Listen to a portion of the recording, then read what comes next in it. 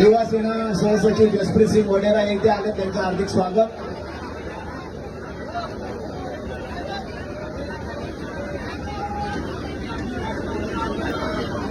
शिवसेना उद्धव बाळासाहेब ठाकरे युवा सेना आयोजित निष्ठा दहीहंडी 2024 ला आलेल्या सर्व गोविंदा भक्तांचे हार्दिक स्वागत. युवा सेना आयोजित तसंच शिवसेना नेते सम्राट खासदार आमची सरदेसाई साहेबांच्या सहयोगाने निमंत्रित आलेल्या सर्व गोविंदा भक्तांचे हार्दिक स्वागत.